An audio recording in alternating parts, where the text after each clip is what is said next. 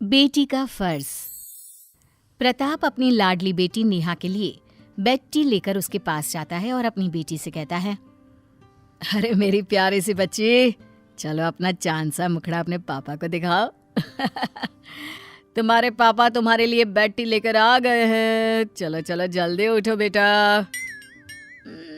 Good morning पापा, आप कितने अच्छे हैं, रोज मेरे लिए बेड टी लेकर आते हैं।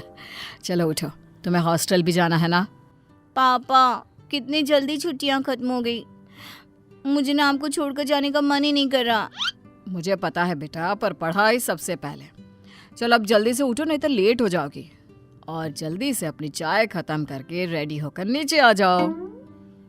अपने पापा की हाथ की बनी हुई चाय पीकर नेहा जल्दी से अपने हॉस्टल के लिए रेडी होकर नीचे आती है, पापा के पैर छूती है और गले लगते हुए कहती है, पापा आप भी साथ चलो ना। अब मेरी बच्ची डॉक्टर बनकर ही वापस आएगी, और जब मेरा मन किया करेगा ना, तब मैं तेरे हॉस्टल आ जाऊंगा तुझसे मिलने के लिए, ठीक है? हाँ। इतना कहकर नेहा अपना बैग उठाकर हॉस्टल के लिए निकल जाती है और वहीं अब पढ़ाई करने लग जाती है। ऐसे ही कुछ समय बीत जाता है। एक दिन उसकी मुलाकात मोहन नाम के लड़के से होती है। मोहन भी डॉक्टरी की पढ़ाई कर रहा होता है। देखते ही देखते उन दोनों के बीच काफी अच्छी दोस्ती हो जाती है। वो पूरा समय साथ बिताते, बातें करते रहते। एक दिन नेहा मोहन से कहती है, मोहन हमें शायद अब नहीं मिलना चाहिए। मैं यहाँ पढ़ाई करने आई थी, लेकिन तुमसे दोस्ती हो गई और हम दोनों की दोस्ती कुछ ज्यादा ही आगे बढ़ रही है। मुझे अपने करियर पर फोकस करना है। प्लीज तुम भी अपने करियर पर फोकस करो और मुझे भी करने दो। पर नेहा, पढ़ाई से हमारी दोस्ती का क्या लेना देना? हम पढ़ाई कर तो रहे हैं और हमारी दोस्ती एक जगह है। नहीं मोहन, अब हम एक दूसरे से बात नहीं करेंगे। नेहा की ये बात सुनकर मोहन चुपचाप वहां से चला जाता है। ऐसे ही कुछ दिन और गुजर जाते हैं, जिसके बाद मोहन नेहा के पास आता है और कहता है, नेहा, मैं तुमसे बहुत प्यार करता हूँ और मैं तुमसे शादी करना चाहता हूँ, और इसीलिए मैं तुम्हें अपनी माँ से मिलवाना चाहता हूँ। मोहन मैं... क्या नेहा, मुझे पता है तुम भी मुझसे प्यार करती हो, फिर दिक्कत क्या है? मोहन मैं तुमसे प्यार करती हूँ, लेकिन मैं यहाँ पहले अपने पापा का सपना पूरा करने आई हूँ, और वैसे भी पापा लव मैरिज के अगेंस्ट है। मैं चाहकर भी तुमसे शादी नहीं कर सकती। नेहा, तुम उस चीज की टेंशन मत लो, हम लोग तुम्हारे पापा को मना लेंगे। इतना कहकर मोहन और नेहा अपनी पढ़ाई करने के लिए अपने क्लास में चले जाते हैं। अगले ही दिन नेहा के पिता प्रताप नेहा से मिलने के लिए उसके हॉस्टल आते हैं, जहां वो नेहा को मोहन के साथ देखते हैं और बिना उससे बात किए वहां से चले जाते हैं। घर वापस पहुंचते ही प्रताप मोहन के बारे में सारी जानकारी निकलवाते हैं और प्रताप को नेहा और मोहन के बारे में सब कुछ पता चल जाता है। वहीं दूसरी तरफ नेहा की दोस्त प्रीति नेहा से कहती है, अरे नेहा, मैंने तुम्हारे पिता को देखा था, तुमसे मिलने आए थे क्या? क्या मेरे पापा यहाँ आए थे और बिना मुझसे मिले चले गए? नेहा को कुछ डाउट होता है। अब 2 दिन बाद नेहा अपने घर जाती है और पापा से मिलती है, जहां उसके पिता उसको देखकर कहते हैं, नेहा, वो लड़का कौन था तेरे साथ? कौन सा लड़का पापा? तुम्हें अच्छे से पता है मैं किसकी बात कर रहा हूँ। मोहन, कौन है वो? पापा मैं आपको बताने वाली थी। बस नेहा, मैंने तुम्हें इतने नाजों से पाल पोस कर बड़ा किया, तुम्हारी हर इच्छा, हर मांग पूरी की, तुम्हें कभी किसी चीज की कमी नहीं होने दी। जहां बोला उस कॉलेज में एडमिशन कराने के लिए जमीन आसमान एक कर दिए। किस लिए? ये दिन देखने के लिए।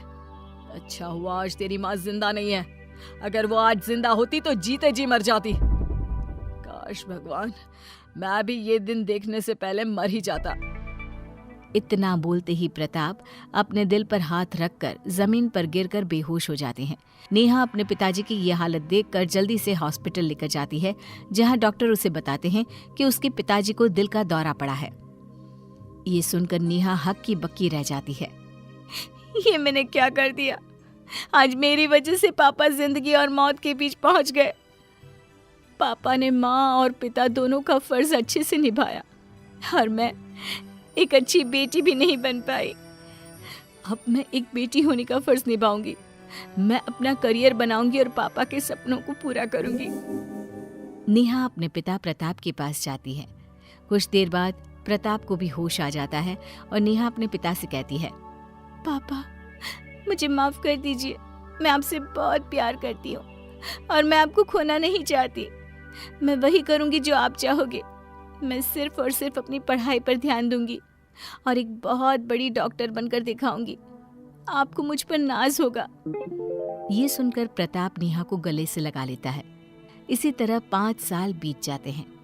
अब नेहा एक बहुत बड़ी डॉक्टर बन जाती है और एक अच्छे से बहुत बड़े हॉस्पिटल में काम करने जाती है, जहां उसकी मुलाकात एक बार फिर से मोहन से होती है। मोहन को देखकर नेहा की पुरानी यादें ताज़ा हो जाती हैं और वो खुद के आंसुओं को रोक नहीं पाती। नेहा को देखकर मोहन उसके पास आता है और कहता है, इतने सालों बाद तुम्हें देखकर अच्छा लगा, लेकिन तुम रो क्यों रही हो? छोड़कर तो तुम ही गई थी ना। मैं तो आज भी वहीं खड़ा तुम्हारा इंतजार कर रहा हूँ। मोहन, मुझे माफ कर दो। उस समय वही हम दोनों के लिए सही था और आज भी मैं तुमसे यही बोल सकती हूँ कि हम कभी एक नहीं हो सकते मोहन। इतना बोलते ही नेहा वहां से चली जाती है और घर जाकर अपनी डायरी में अपनी सारी मन की बातें लिख देती है कि तभी वहां प्रताप आ जाता है। नेहा जल्दी से अपने आंसुओं को पोंछ लेती है और पिता से कहती है, पापा, आप यहाँ? बेटा, तू अब तक हॉस्पिटल नहीं गई?